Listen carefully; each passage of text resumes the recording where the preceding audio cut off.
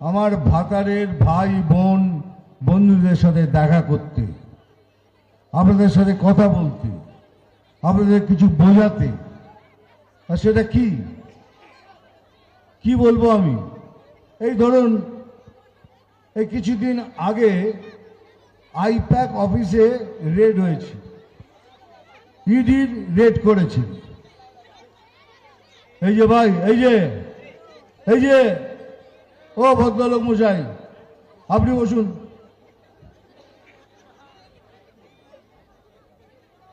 ED red করেছে।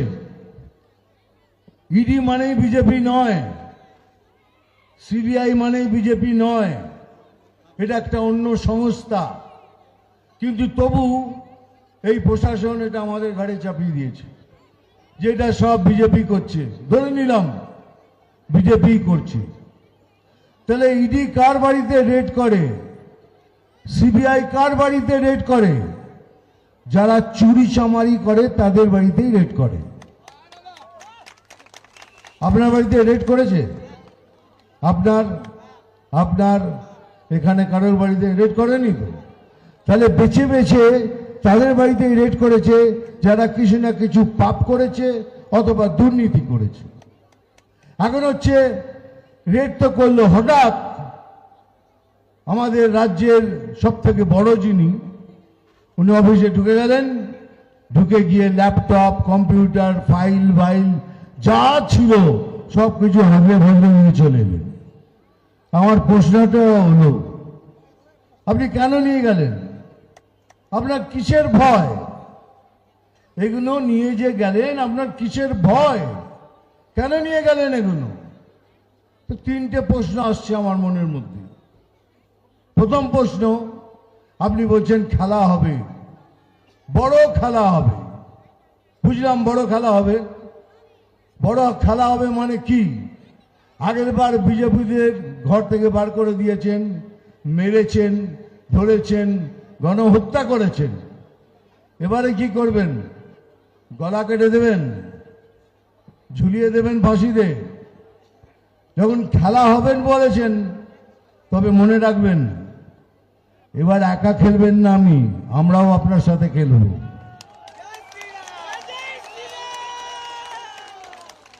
আমরা দুজনে মিলেমিশে মাঠে খেলব, আর তারপরে পেনাল্টিতে বল বসে কি করে গোল করতে হয় সেটাও দেখিয়ে দেব।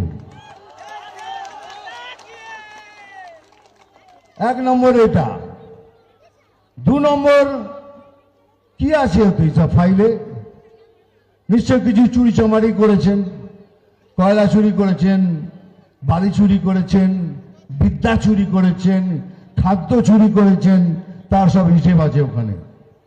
এত কোটি টাকা তো আমি নিজে চোখে দেখিনি, 50 বছর ফিল্ম লাইনে থেকে এত কোটি টাকা একসাথে আমি নিজে দেখিনি। কিন্তু তাহলে কিসের? সে হিসেবগুলো ধরা পড়ে যাবে এই জন্য?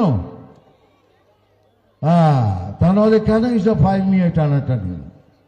আর তৃতীয়টা, যেটা আমার কাছে সব থেকে বেশি ইম্পর্টেন্ট, সেটা হলো যে কিভাবে আমরা পশ্চিম বাংলাকে পশ্চিম বাংলাদেশ করব, তার পরিকল্পনা রয়েছে ওতে। ভালো করে শুনবেন কেন বললাম এটা। এই তো প্রধানমন্ত্রী বারবার বলছেন এই 400 কিলোমিটার বর্ডার খালি আছে, আমাদের জমি দিন, আমরা তৈরি করব, কিন্তু উনি দিচ্ছেন না। আর কিছু হলেই বলে আমি কি জানি, এটা তো কেন্দ্রের ব্যাপার। আমরা তো বলছি এটা কেন্দ্রের ব্যাপার, কেন্দ্র দায়িত্ব নিচ্ছে, আপনি জায়গা তো দিন। 400 কিলোমিটার ফেন্সিং করে দিলে ওখান থেকে লোক তো আসতে পারবে না, কিন্তু উনি করতে দেবেন না। কেন? ওখান দিয়েই তো লোক ঢুকবে, ওখান দিয়ে লোক ঢোকাবেন, তারপর এখানে খুন, রাজধানী, বদমাশি, হাঙ্গামা, জ্বালিয়ে দেয়া, এইসব কাজ শুরু হবে। তা নাহলে এত কিছু করার প্রয়োজন কি? কিন্তু মনে রাখবেন, পশ্চিম বাংলাদেশের স্বপ্ন দেখছেন, কিন্তু আমার মতো লোক যতদিন নিচে থাকবে আর আমার গায়ে এক ফোঁটা রক্ত থাকবে, ततदिन कोई माई का लाल इसको पश्चिम बांग्लादेश नहीं बना सकता। कोई माई का लाल ये कर नहीं सकता। हमारे मत एतगुलो बांगाली এটা ভেবে দেখেছেন আমাদের কোনো জায়গা আছে থাকার? ওদের তো অনেক জায়গা আছে, অন্য দেশে চলে যাবে। আমরা হিন্দুরা কোথায় যাব একবারও ভেবেছেন? এটাই আমাদের ঘর, এটাই আমাদের দেশ, এটাই সব কিছু। তাই আমি সবাইকে বলছি, সমস্ত বাঙালিকে বলছি, নন বাঙালিকে বলছি, সমস্ত হিন্দুকে বলছি, হিন্দুত্বকে বলছি, সনাতনিত্বকে বলছি, সবাই একসাথে নিচে এসে এইবারের ইলেকশন লড়বেন। সবাই একসাথে নিচে এসে, তারপরে দেখবেন খেলা কাকে বলে। এবারে কিন্তু আর ছাড়াছাড়ি নেই, যেভাবে ব্যবহার করবেন সেইভাবে ব্যবহার ফেরত দেব।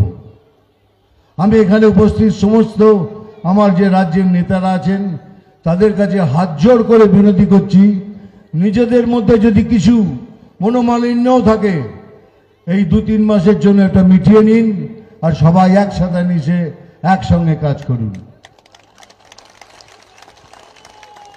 এই দেখুন না, লক্ষ্মী ভান্ডার খুব ভালো তো, 1000 টাকা লক্ষ্মী ভান্ডার পান, নেবেন, নিশ্চয়ই নেবেন 1000 টাকা, কারণ এটা আপনাদের টাকা, আপনাদের ট্যাক্স দেওয়া টাকা, 1 পয়সাও ছাড়বেন না, নেবেন।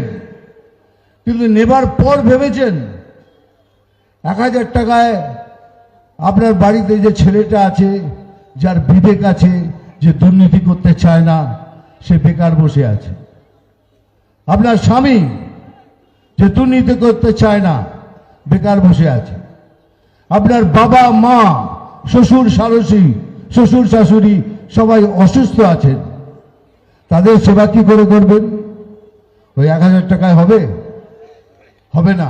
কিন্তু প্রধানমন্ত্রী সবার জন্য 5 লক্ষ টাকা আয়ুষ্মান ভারত করেছেন, সবার জন্য, আপনাদের সবার এক একজনের জন্য 5 লাখ নির্ধারিত করেছেন।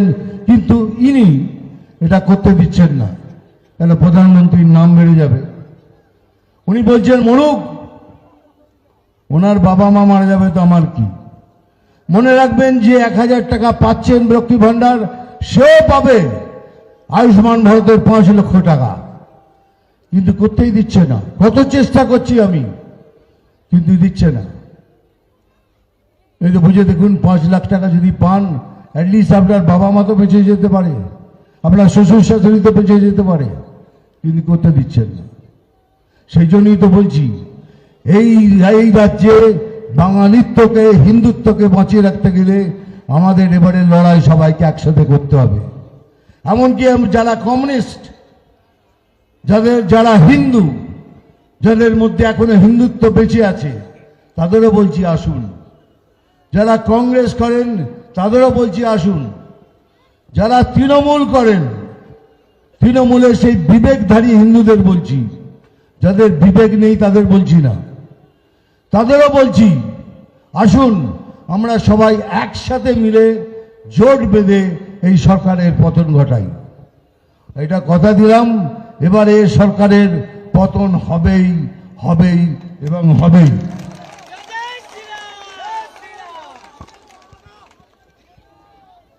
এইবার রয়ে গেল একটু ছোট্ট কথা, কারণ এত কথা বলার পেছনে কিছু তো মতলব থাকবে। আমি কোনো বেটা সবসময় ডায়লগ বলতে পারবি।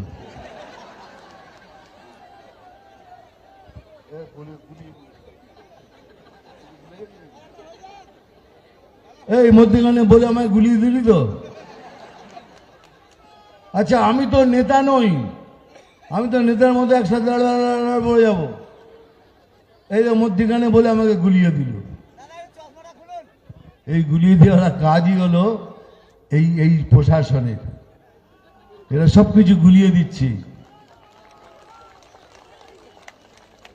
বলছে যে বিজেপি আর তৃণমূলের একটা জোট আছে, প্রধানমন্ত্রী আর এনার সাথে একটা জোট আছে, এই সব গুলিয়ে দেওয়ার খেলা, আপনাদের মাথা গুলিয়ে দিচ্ছি। যদি তাই হতো তাহলে আমি এত দূর থেকে এখানে এসে আপনাদের সব কথা শোনাতাম? আমি তো আসতাম না। সব মিথ্যে কথা, সব বানিয়ে কথা বলা। তাতে আপনাদের মন বিভ্রান্ত হয়ে যাক। কারোর সাথে কোনো জোট নেই। আপনি কোনদিন শুনেছেন বিজেপি ছাড়া কোনো পার্টি বলছে যে তৃণমূলকে হটাও? কোনো পার্টি বলে না, দেখবেন তৃণমূলকে হটাও, খালি বলছে বিজেপি কো হটাও, বিজেপি কো হটাও। বিজেপি একা লড়ছে সমস্ত পার্টির বিরুদ্ধে। সব কটা বিরোধী পার্টি একদিকে আর বিজেপি একদিকে। আমরা একসাথে এক হয়ে একাই লড়ছি, আর লড়বো আগে, কালকেও লড়ব। যতদিন না এই ভ্রষ্টাচারী প্রশাসন এখান থেকে যাচ্ছে, বিজেপি লড়তেই থাকবে। বিজেপি ছাড়া কোনো বিকল্প নেই। আমরা মুসলমানদের বিরুদ্ধে নয়, আমরা ভারতীয় মুসলমানদের বিরুদ্ধে নয়,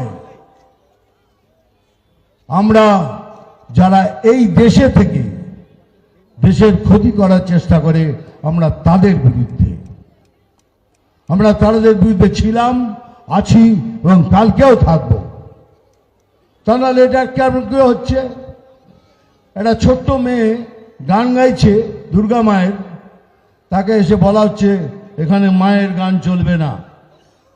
ভাবতে পারেন পশ্চিমবাংলায় আমি দুর্গা মায়ের নাম নিতে পারবো না, কোনো মায়ের নাম নিতে পারবো না? এটা কোনোদিন ভেবেছেন? কিন্তু এখন হচ্ছে, মেয়েকে ধমকি দেওয়া হচ্ছে। আরে মা, যে কোনো ধর্মীয় কিতাব তুলে নিন, ধর্মীয় বই তুলে নিন, তাতে লেখা আছে মায়ের পায়ের নিচে স্বর্গ, मां के पैरों तले स्वर्ग है। अगर मां के पैरों तले स्वर्ग है তাহলে মা সাম্প্রদায়িক হলো কি করে? একবার ভেবেছেন মা সাম্প্রদায়িক হলো কি করে? কিন্তু না, গায়ের জোর। গাইবেন না তো গাইবেন না, চলুন এটা ছেড়ে দিন। কিছুদিন আগে মধুবন্তী বলে একটি মেয়ে লালন ফকিরের মেলায় গান গাইতে গিয়েছিল, তাকেও ধমকি দেওয়া হয়েছে এখানে মায়ের গান গাইবে না। এটা কি হচ্ছে? এটা আমাদের পশ্চিমবাংলা। তাই বলছি সময় এসে গেছে, এখন আর দেরি করবেন না। বাড়িতে বাড়িতে সবার বাড়িতে নিজে গিয়ে নিজের আত্মীয়দের বলুন এবার আমাদের একসাথে হয়ে ভোট করতে হবে, তবেই আমরা জিতব। মনে থাকবেন এই বাংলায় আমরা এতদিন অবধি খুব ভালোভাবে সুখে শান্তিতে ছিলাম। হিন্দু মুসলমানদের মধ্যে কোনো ঝগড়া ছিল না। এই যবে থেকে এই প্রশাসন এসছে তবে থেকে শুরু হয়েছে হিন্দু মুসলমানের বিচ্ছেদ। তার আগে তো কোনোদিন ছিল না, তার আগে যে যেরকম ভোট করেছি। আজকেই কেন হচ্ছে? ওই একটাই কারণ, উনি চান আমার ভোটগুলো পাক। পান না আপনি ভোট নিয়ে যান, আপনার ভোট, আমরা কেউ বাধা দেব না, কিন্তু আপনিও আমাদের ভোটে বাধা দেবেন না। কিন্তু তাহলে খেলা হবে, দুজনে মিলে মাঠে খেলবো, আর তারপরে পেনাল্টিতে গোল দেবো। জানি এবার আমার শেষ কর্তব্যগুলো করতে হবে, সেটা হলো ডায়লগ বলা। জল খান তো, আবার গুলিয়ে দেবে নাই তো।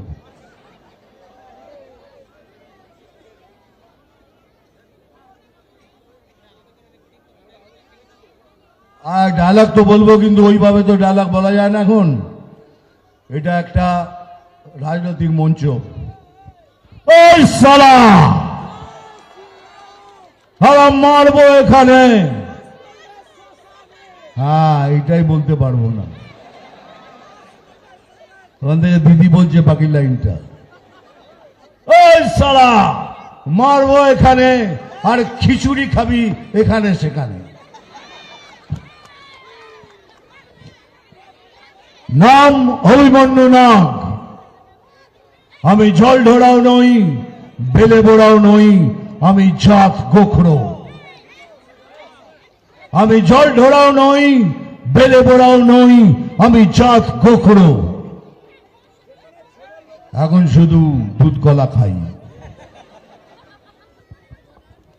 নাম তুফান, বছরে এক আধবার আসি, যখন আসি তখন প্রলয় ঘটে, আর যখন যাই যারা নিজেকে ভগবান মনে করে তারা তাদের অস্তিত্ব খুঁজে বেড়ায়।